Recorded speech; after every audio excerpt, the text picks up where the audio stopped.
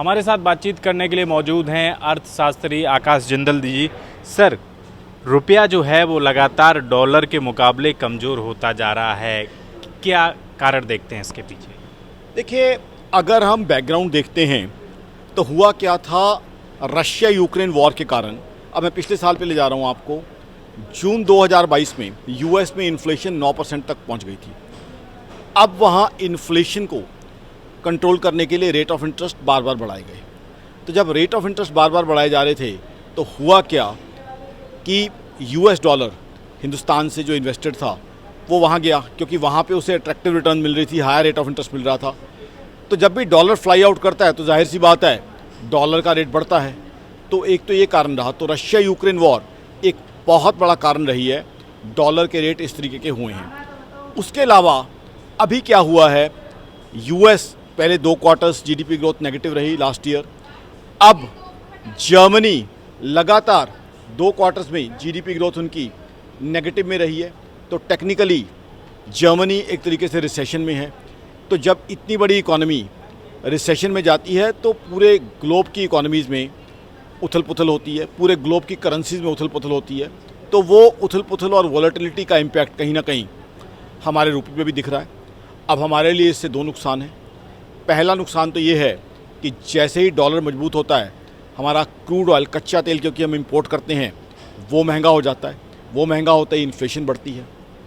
दूसरा क्या है, हमारे हिंदुस्तान के लोग जो बिज़नेस के लिए या हमारे बच्चे जो स्टडीज़ के लिए या जो लोग घूमने के लिए बाहर जाते हैं उनका खर्चा बढ़ जाता है।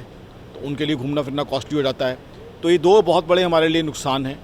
जो ओवरसीज़ हमने लोन लिए हुए हैं उनका इंटरेस्ट भी हमें डॉलर में देना पड़ता है, वो भी हमारे लिए नुकसान है।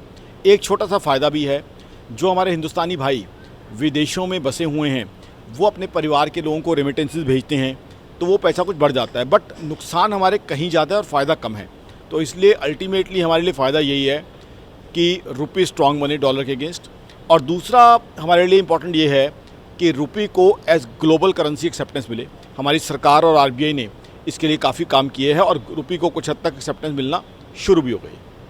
सर, लगातार 1 साल से हम ये बात सुन रहे हैं कि यूक्रेन वॉर चल रहा है इसकी वजह से, लेकिन अगर यूएस की बात करें तो वहाँ रिसेशन आया हुआ, उसके बावजूद भी सर कमज़ोर होना क्या है? बहुत आपने इंटरेस्टिंग बात कही। देखिए, एक जो है इससे भ्रांति क्लियर हो जाएगी, एक मिथ क्लियर हो जाएगा। कई लोगों ने ये चीज़ फैला रखी है कि अगर रुपया कमज़ोर हो रहा है तो इसका मतलब है, ये गलत जो धारणा लोगों ने बना रखी है ये बिल्कुल गलत है कि हमारी इकोनॉमी कमज़ोर हो रही है। ऐसा बिल्कुल नहीं है। करेंसी के कमज़ोर या स्ट्रॉन्ग होने से इकोनॉमी की कमज़ोरी या स्ट्रेंथ नहीं दिखती है। जो करेंसी है उसकी वॉलेटिलिटी या उसकी फेरबदल के पीछे कई रीज़न होते हैं। तो इसीलिए अभी इंडियन इकोनॉमी की बात करें, इंडियन इकोनॉमी बहुत स्ट्रॉन्ग चल रही है। रादर हिंदुस्तान की इकोनॉमी आज फास्टेस्ट ग्रोइंग इकोनॉमी है बड़ी इकोनॉमीज़ में से। 5th लार्जेस्ट इकोनॉमी हम बन चुके हैं। 3rd लार्जेस्ट इकोनॉमी बनने की संभावना है।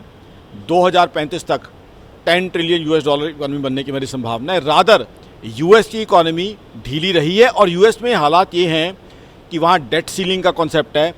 अगर वहाँ डेट सीलिंग ना बढ़ाई गई तो यूएस में जो है हालात बहुत मुश्किल हो सकते हैं और यूएस के पास जो है दिक्कतें बढ़ सकती हैं। तो आज हिंदुस्तान की इकोनॉमी यूएस के मुकाबले कहीं ज़्यादा तेज़ी से ग्रो कर रही है।